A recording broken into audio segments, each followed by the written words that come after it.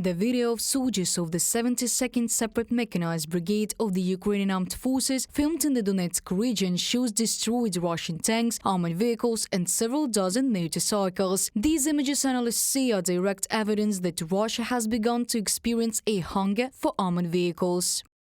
The multiple increase in the usage of motorcycles, buggies and ATVs at the front is not so much a consequence of military ingenuity as a forced measure associated with the depletion of reserves of armored vehicles capable of delivering infantry to enemy positions. Radio Liberty publication writes, citing OSINT analysts. Analysts saw the storage base in the village of Lesnoy Gorodok near Chita is one of the most striking examples of the devastation of Russian storage facilities for tanks, armored vehicles and artillery. At the time of the start of Russia's full-scale war against Ukraine, there were mortars, stout artillery and self-propelled artillery units. Now, in this same place, there are mostly military trucks. OSINT analyst in an interview with Radio Liberty.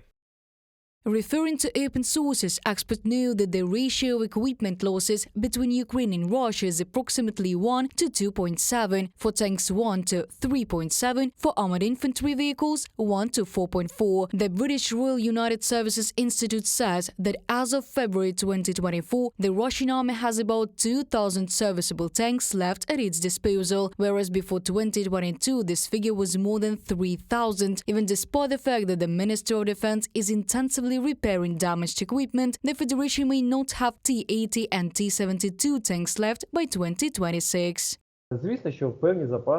Of course, the Russians still have some stocks of equipment from the 60s and 80s of the last century, but it takes a lot of time to carry out routine maintenance work on restoring armored equipment in order to put it into the ranks of the Russian army.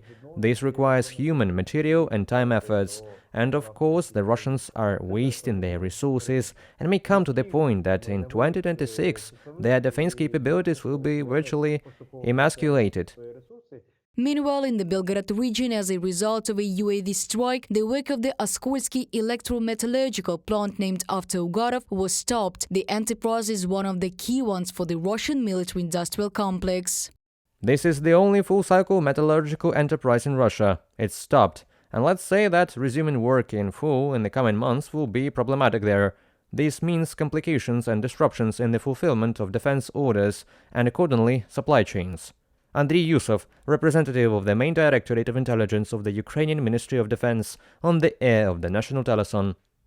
Today, Russia is forced to look for sources to replenish its military reserves. For this purpose in particular, Putin has arranged a tour to the so-called allied countries – China, North Korea, Vietnam. There are certain supplies of equipment from satellite countries. For example, in 2022, the Russian army exported armored equipment from the arsenal bases from the Republic of Belarus.